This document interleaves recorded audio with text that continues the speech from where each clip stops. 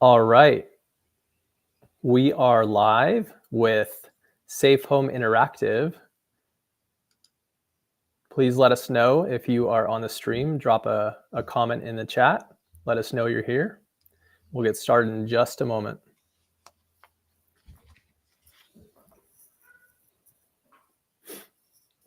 Hey, James. See ya. How you doing? Also excited for this one.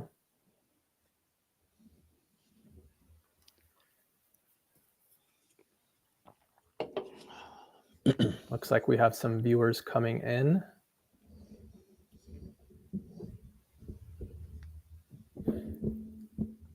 All right. Let's just go ahead and get started. So, welcome back, everyone, for another live episode of Safe Home Interactive.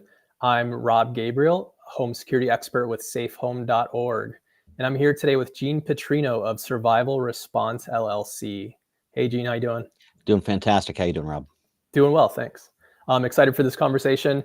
If you all are joining us for the first time, Gene is a former SWAT commander with a master's degree in security management. In addition to leading a SWAT team, Gene has worked as street crimes unit sergeant, multi-agency gang task force officer, and in internal affairs working on specialized investigations. Wow, it's awesome. And today we are talking all about crime prevention through environmental design. And like always, we're going to be doing some live Q&A here soon. So if you have any questions at all, please drop those in the chat at any time. And let's get going. So, Gene, can you explain to us what crime prevention through environmental design is and how it differs from, say, traditional security measures? Yeah. So because it's such a long title, we refer to it as SEPTED. It makes it a little bit easier because it's a long phrase. But the idea really is simple. It's design spaces in a way that naturally discourages criminal behavior. So you're using the environment, things like landscaping, building placement, sight lines, and things like that. And that shapes how people interact with the environment. And it's especially important when you're talking about crime prevention, keeping criminals out of an area. So that's the whole focus of that.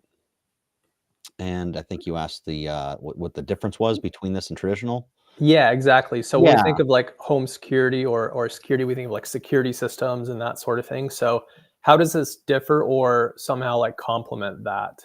Well, definitely complements, but you Mhm. can kind of think of traditional methods as sort of a response concept, and SEPTED is more of a prevention concept.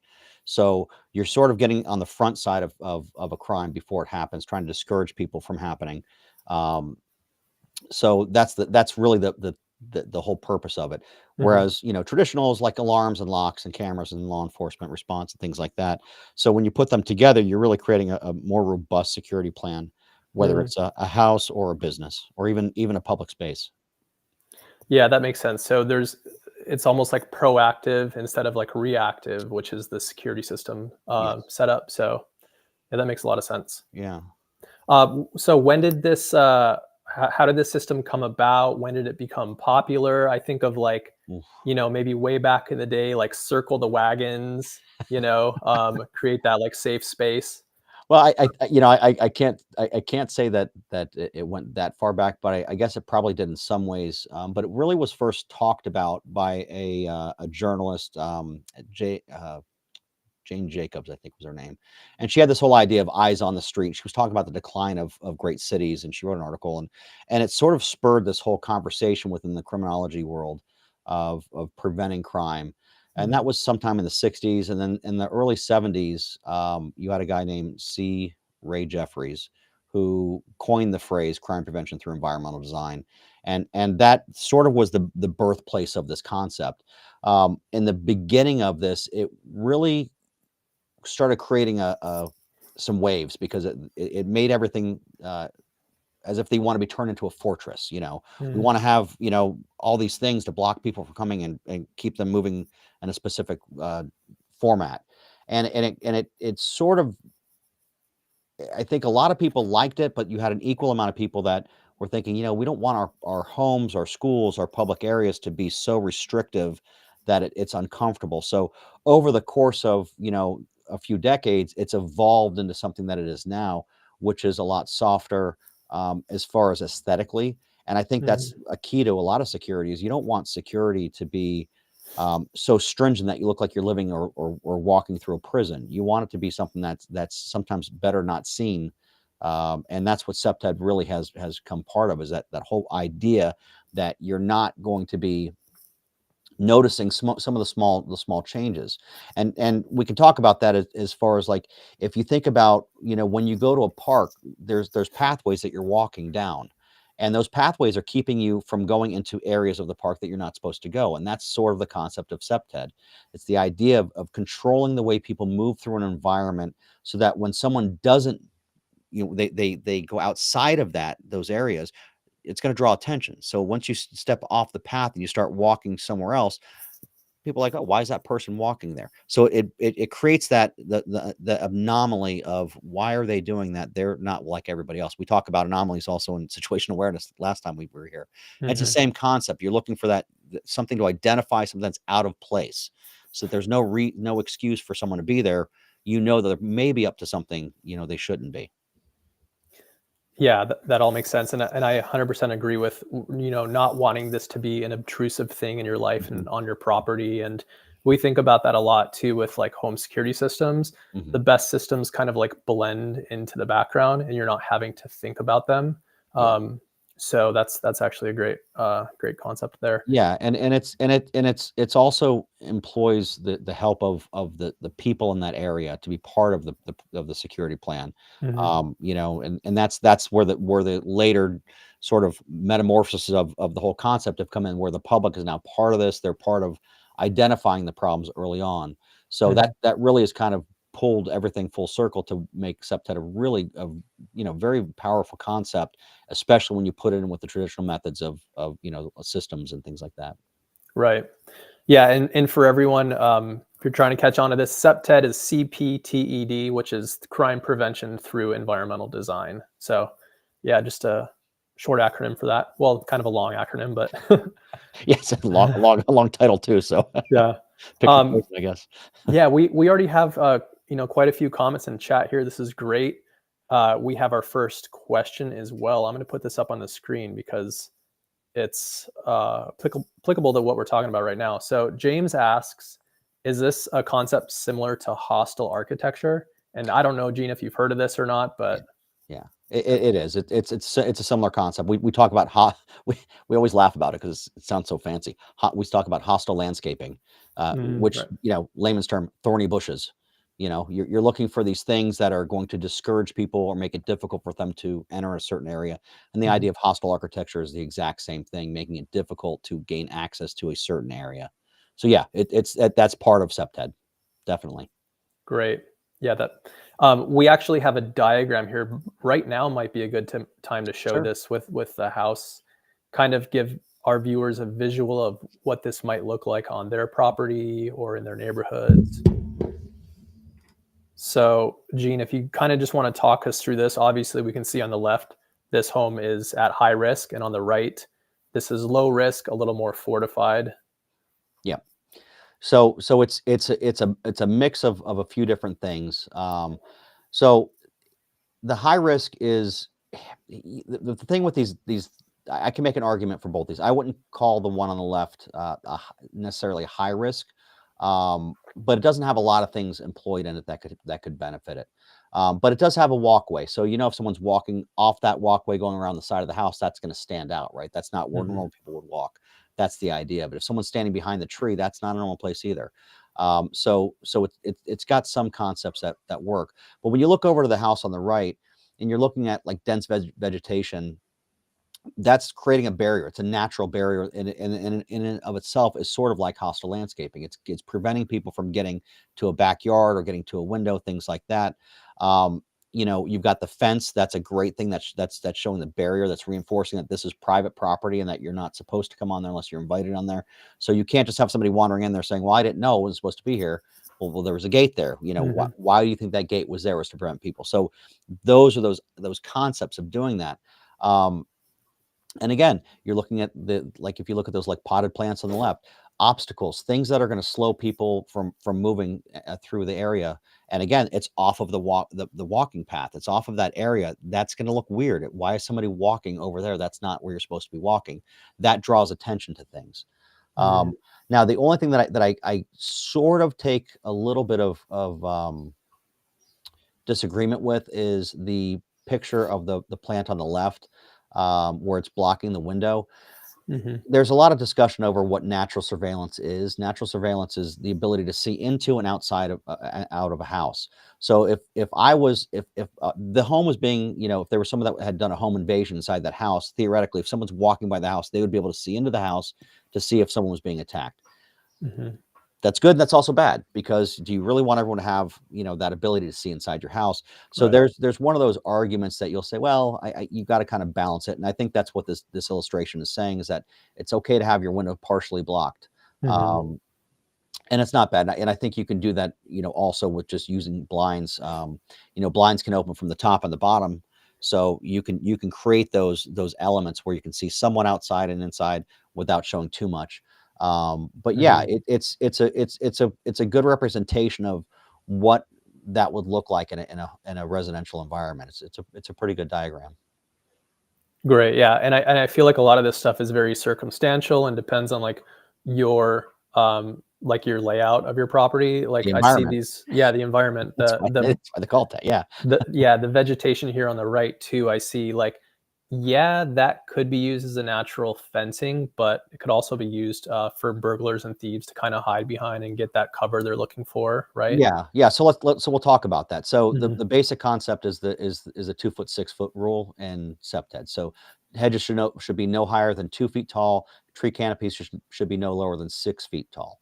So you hmm want to have that gap that you can see if someone's standing or standing up. They're going to be seen. If they're squatting down, there's not a lot of space for them to do that. So hmm that's one of those things. You can still have dense vegetation, and again, that's where things like thorny bushes come into play, because if they want to get through it, they're going to get cut up, and Yeah. so they'll discourages them from going in those areas, and they don't have to be real tall to have that impact.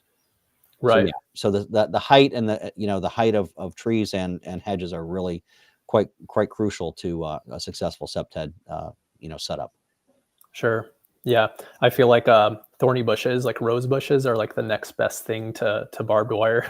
Oh yeah, yeah. If you've been caught in one, Right. yeah. Great. We have another question here. This one is from Senior Living. Hi, Senior Living. Let's see if this shows. Okay. Yeah. Would love to know if you have any stories about burglars, criminals trying to navigate these kinds of environmental designs. Almost feels like an obstacle course. Agree? Yeah. Yeah, I don't know if they it's funny to think of it that way, but remember, the criminals are cowardly. They don't want to get caught. They're trying to do everything as surreptitiously as they can.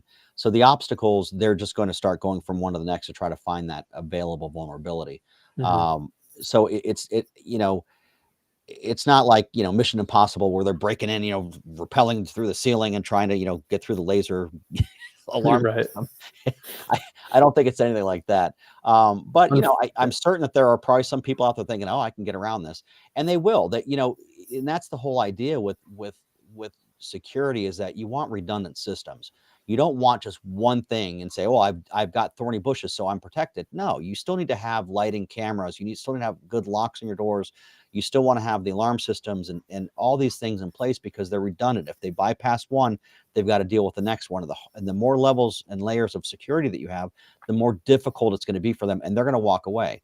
And that's mhm. why, again, I think we talked about it before, but even just having something as simple as signage where it says this home is protected by video surveillance or an alarm system, or if you have whatever brand of alarm system that you have, having a sign up in your front window, that's been shown to discourage burglars from going to that house. So Mhm. I don't see them as trying to navigate it as a challenge. I think they really would probably walk up to a house and then realize this is not the house for me, and then leave.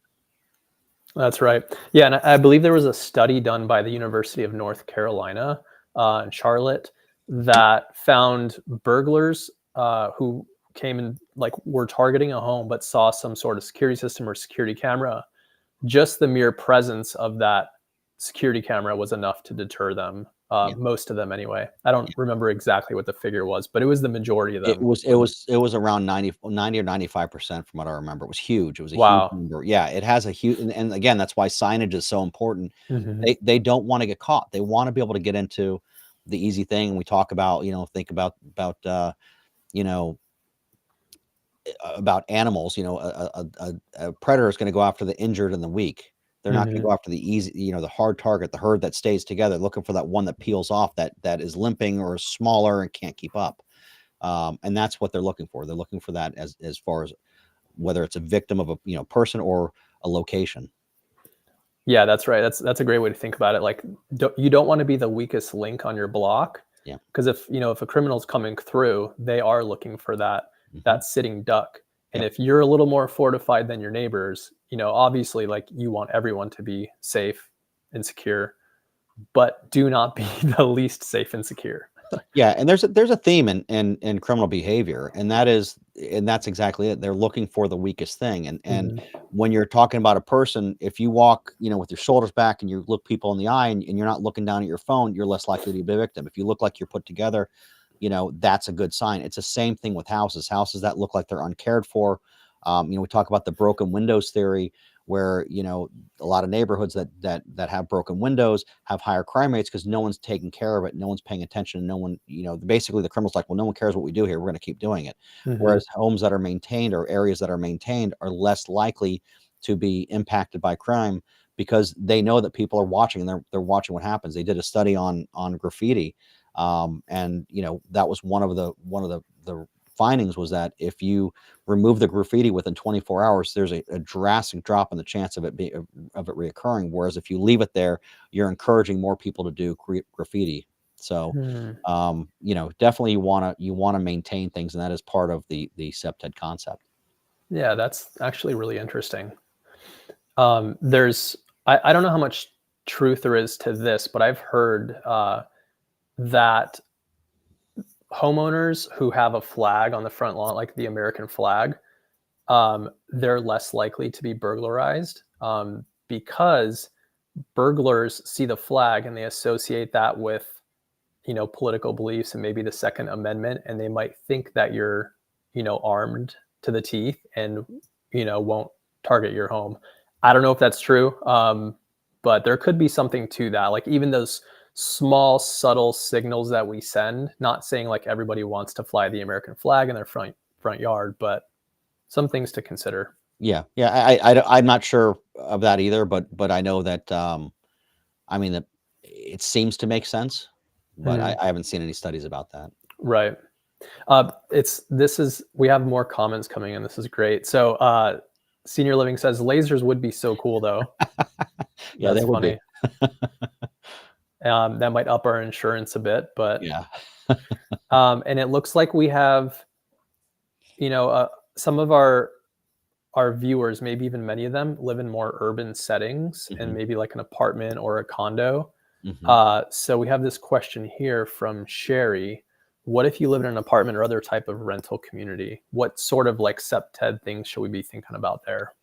Yeah, apartments and condos are a little more difficult because they're really, you don't have as much control over the common areas. So one thing that when I just talked about, we're talking about maintenance. We're talking about, if something's broken, if lights are broken, you want to make sure that those are getting repaired. So being active with your association or your leasing officer, your landlord, and letting them know, hey, this is a problem, this needs to be fixed. That's, the sooner that repairs are made, the better it is. Um, and Mhm. getting involved with them and talking to them about the importance of having upgraded security, as far as access control. Are you able to get into the building with a card, or does it just open to everybody? Mhm. Those things are expensive, but at the same time, the savings that you have over time, it far outweighs the initial cost of it. Mhm. um, so you're looking for like controlled entry. And then when we talk about natural surveillance isn't just the ability to see, it's also the ability to communicate with your neighbors and getting to know your neighbors. And I know down here in South Florida, there's a lot of condos, and there's always that one person that watches everything that goes on. And while that seems to be kind of a pain sometimes, it's also a benefit. And you know, if you start talking to your neighbors and getting to know them and just start looking out for each other, again, it's a community-based response as well. So that would be, you know, some of the suggestions that I would have for those situations. Yeah, and to dig into that a bit more, like what would you recommend, Gene? Should we like make the effort to go out and like talk to our neighbors, knock on doors, maybe even start some sort of like association or um, some collective where we are watching out for each other's homes, or should this kind of just happen more naturally as you get to know your neighbors? Well, I think that a lot of people these days don't want to get involved, Hmm. and so there's a big obstacle to overcome there. I think that either way is you know, starting the conversation is probably the first step. You're going to have people that just aren't not going to want to be involved, and that's okay. But you want to get people involved, and you want to have somewhat of a plan of how to do it. And to do that in a more organized fashion, you probably want to include either your homeowners association or the management company and say, listen, this is what we'd like to do, and this is why. And you know, maybe talk to a couple people first if you want to do that, and a couple of you go and say, hey, we're interested in doing this, what do you think, and how can we make this happen so we're safer? Obviously, you know, a homeowner association is going to want to prevent crime because that helps with insurance costs and protecting the property, especially common areas from vandalism and thefts and things like that. Hmm. And yeah, so that's kind of what I would say. That would be my suggestion. Is if it's a leasing thing, of course they want to know the people who are coming in here are going to be in a safe area, so Hmm. they can keep their you know, their rents up. So yeah. Great. Yeah. And this is very, very much related to that. When we talk about HOAs, or maybe just the management company over your condo or apartment, um, might be able to go to them, especially as a group, and sort of lobby for certain design elements to be implemented around the property. Hmm. So Annie here asks, what are some low budget and low effort things we can add or integrate for open layout apartments or smaller homes, condos with no front yard to increase safety? It's tough. Lighting is probably your one of your best crime prevention methods. So I Hmm. would make sure that there's sufficient lighting to illuminate everything around the building, because again, criminals don't want to get caught. They're cowards. They're going to try to hide, and if the lights are on, then it's going to be you know, it's going to be hard for them to do that. Hmm. Um, you know, and as far as like the landscaping, even if you don't have a front yard, you still have landscape. You still have, you know, walkways that usually have some kind of landscaping. You're going to want to make sure those are maintained. And again, we get right back into maintenance. If it's an area where you don't have even that, you're going to still have things like trash laying. You know, make sure there's the trash is not building up on the ground, that people aren't littering. If they're littering, have it. Make sure there's a maintenance team that's picking that stuff up. Make Hmm. sure that you know, that everything looks well maintained. Make sure that it's painted properly, that things aren't like peeling. All those little signs of wear and tear just create that like weak gazelle kind of thing where this is, oh, this is the easy target. These are the people that don't really care about what's going on, which means if they don't care about how the building looks, they probably don't care about how their safety is. And that's the whole idea. So if you keep just the overall aesthetic of the area looking well, that's going to help build that. But it's very difficult when you're in an apartment. It's very difficult when you don't have you know, when you're in a building setting, if it's not your building, you know. But really, Hmm. again, working with the owners of the building and the stakeholders, um, you know, a lot of things, it doesn't take a lot to maintain just the landscaping alone. And that's one of the biggest things. Or signage, you know, guest parking is here, you know, resident parking is there, and having those marked off, those are really important things too. Great. Yeah. And speaking of layout, we have this great diagram here Hmm. that I wanted to kind of touch on a bit, because this goes to these like the different facets of SEPTED. And Gene, maybe you can kind of like walk us through some of these points. Like we have natural surveillance. We talked about that already, and there's some here that we might not have touched on yet. Yeah. So natural surveillance, again, think about sight lines. Can you see in? Can you see out? That kind Mm, of thing. We see this a lot. You know what I really noticed this a lot lately is a lot of the new Starbucks that are being built. are pretty SEPTED compliant. Big windows, not a lot of signage on the windows, so they're not blocking the view. The landscaping is really pretty short, so there's no place to hide, and they're really good lighting. So that's just one example of what I see lately. But natural surveillance is really important. So that's that clear sight line inside and outside of the building. We talk about, like directives, which has more to do with the behavior of the employees and staff. How to identify people who aren't supposed to be where they're supposed to, they're not supposed to be in a certain area. So if they were to go to the back of that building, if you look here, there's no really clear walkway. Once you get to that back corner, it stops. And just kind of going back there, that would be a weird thing. So if an employee sees that, how do they respond to that? Something that you want to talk to employees and train employees to do that with. So that would be that directive section. Natural access control. Sidewalks are really great. In nighttime, you can have them lit up, things like that. You can have short hedges or landscaping kind of, go along the pathway to show where you're supposed to walk and where you're not supposed to. So when you step outside of that, well, why is that person walking over there? It stands out right away. And so having those clearly defined areas are really, really important. Territorial enforcement, that again, we talk about fences and hedges, and again, signs, employees only, or access restricted, or something along those lines, those simple signs. Or we have a security system. If you're talking about a house, all the signage is really important as well. Social management, this is something we haven't really talked about yet. But there I guess a really good example of a SEPTED concept is using social management, meaning if you think of there's been schools where the students' bikes were getting stolen quite a lot, right? And they realized that if they put a picnic table out by there, the students would start eating lunch there, or the employees that were there would take their breaks there. And now you have people that are naturally drawn to a location that are really providing security for that property. So that's another example. That's sort of like the social management concept. And a lot of times lakes or artwork is used in that capacity. You could put a piece of artwork up where people are going to go to look to see what is this. And that might be in an area where traditional kind of security isn't cost effective or realistic, but it would also give a little bit more ability for people to see what's, if something doesn't look right. So you want to use that aspect of social management involved.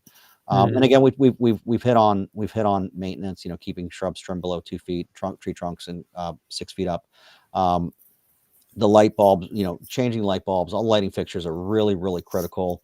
And the type of lights that you use are also really critical, because depending on the type of lighting system that you have, can impact what color that you're wearing. It may look like a brown shirt and it might be really a red shirt, or even a green shirt. You can't tell if it's a certain type of lighting. So LED lights are a lot more in fashion now. They have perfect color rendering. And really that's something in talking about, homeowner association or condos, switching everything out to LED lights would be a very cost-effective thing, because they're not that expensive any longer. They last a long time. They use less energy, and their color rendering is really good. If you especially have video surveillance, it's going to give you the best representation of what the person looks like and what they're wearing, or vehicle. Like right. Yeah. And that's fascinating about the social management aspect, particularly for me. By putting like a bench or benches out, or picnic tables by your property, maybe out in front of your rental unit, you're encouraging one community, like people to gather, which is a benefit in and of itself. But then you're killing two birds with one stone, because you're also getting that extra layer of security, which I would have never thought of. So that's pretty interesting. Well, I mean, if you ever walk somewhere and you're like, why would they put a picnic table there? Well, there's a reason for it. They didn't just decide to put it there. 99% of the time, there's a reason. They had an issue in this area with people gathering. It could be something as simple as homeless people were camping out in an area. You put a table there. Now you get employees. They don't want to get shoot off, so they just leave the area because they're going to be seen there. They're not going to be allowed to stay.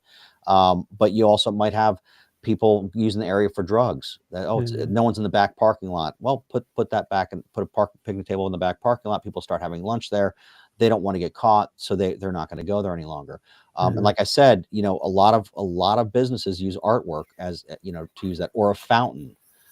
things like that are going to draw someone, natural users to the area, people that belong in that area to go look at it and be in that area. That creates an extra layer of security without really impacting any cost. It's not, and it's one of those things that you don't realize is security, but it's security.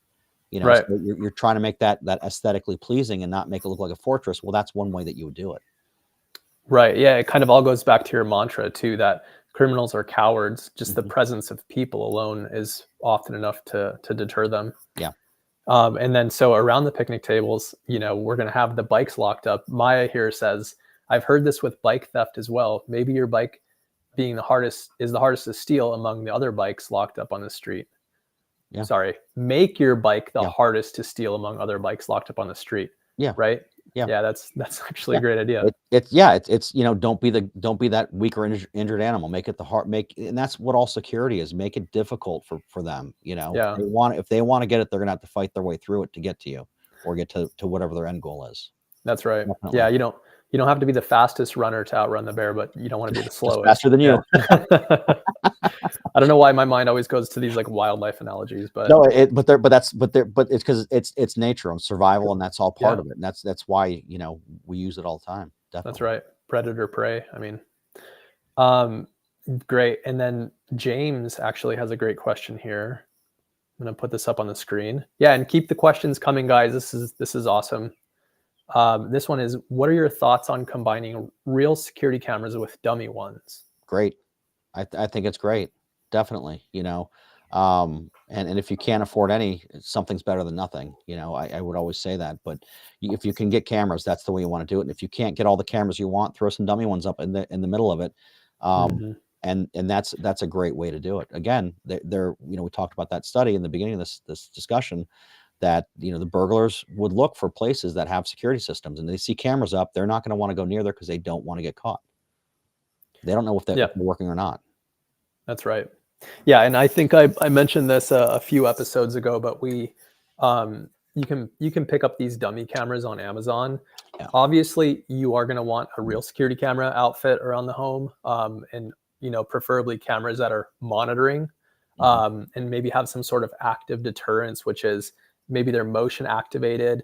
They'll shine a spotlight when someone is in the area.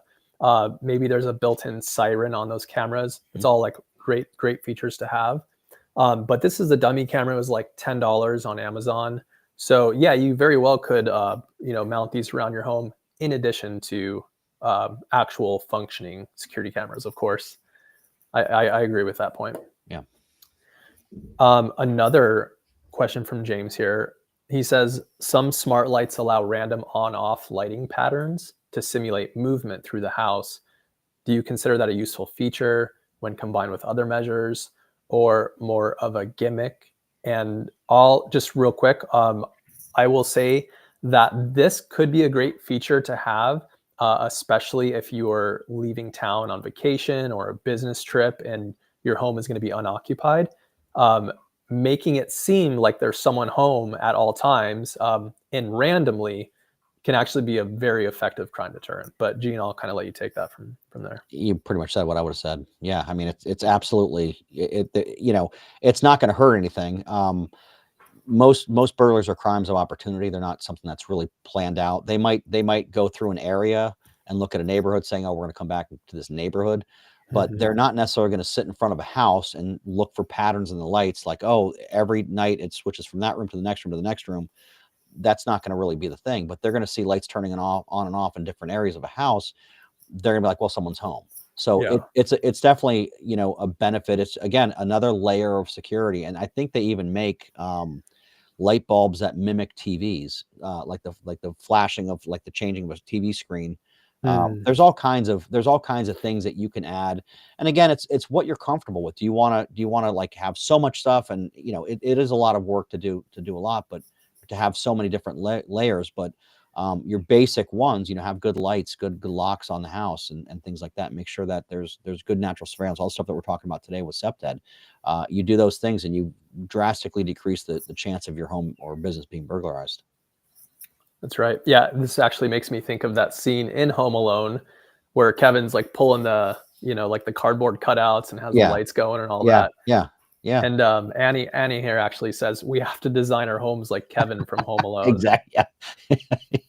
Wouldn't hurt. Yeah. Maybe, It definitely wouldn't hurt. maybe no blow torches or, Yeah. The that kind hot of thing. car But thing might not be the best. yeah, The tar feather one. But yeah, that's right. good stuff. Yeah, this is great. Please, you guys keep your questions coming in if you have them. This has been super insightful so far. Let's see. Yeah, can you maybe like talk about SEPTED in more of a like stepping away from residential and more like, big events, whether it be concerts or, political campaign rallies, that sort of thing, where SEPTED can be like especially useful or important? Well, there was a park in Tampa, that they used to do, they applied septic to. It was a high crime area. Um, and I'll talk about that because it sort of goes into event planning as well.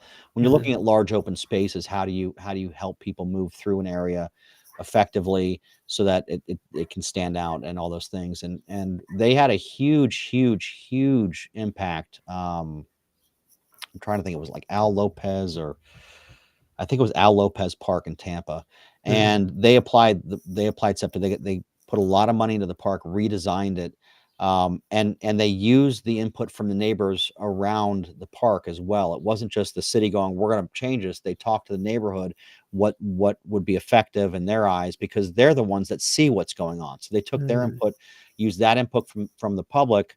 What would you like to see in the park? Where do you see the most trouble at?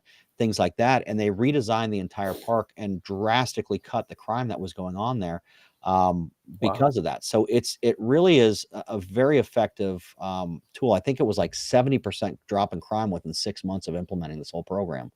So it had Wow. a huge amount. It made the people that lived around the area proud to be there, which now encourages them to get involved if there's a problem, if there's a maintenance issue.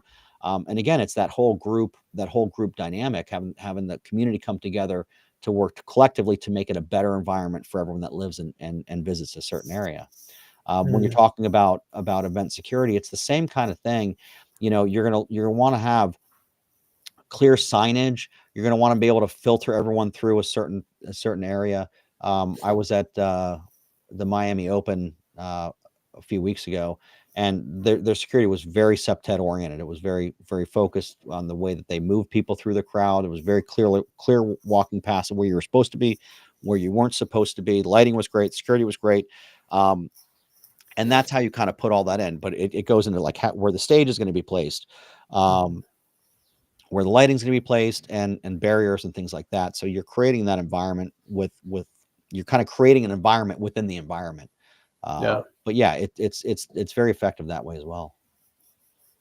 Yeah, and I've heard too that, and you can see for concerts or any kind of big event, they'll a lot of times have like the zigzag queuing or the lines, Yeah, instead of just like just straight up to the fence kind of deal. And that'll cut down on, people like pushing forward or, running through or whatever that might be. So I believe it. almost like hurting, you're in a way like hurting people like cattle, right? Yeah, To like make the place safer, I guess. yeah, Yeah. I believe that's called a chicane.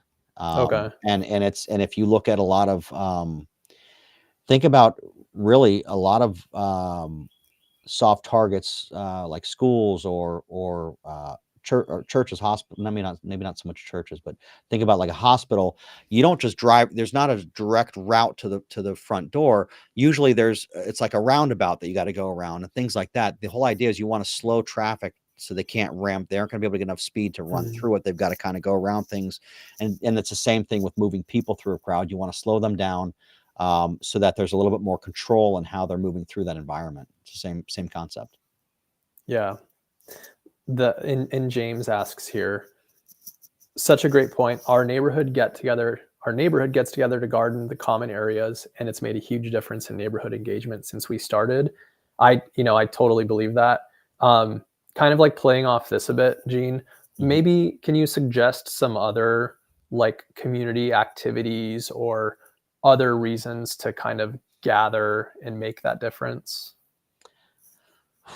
I think gardening is a great one. Yeah. That definitely is one, and I think it really depends on where you're at. Gardening may not be effective in certain areas as others, but you just you it I think it's more individual to the community.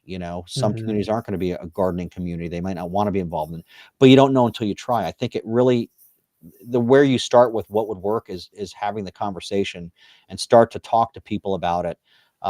You have to get involved. One person can make a massive difference over time, and that's sort of the idea, is that getting involved is the first step. So whatever the concept is, whether it's a barbecue where everyone, it's even like a potluck barbecue outside where everyone brings a dish and get to know your neighbors.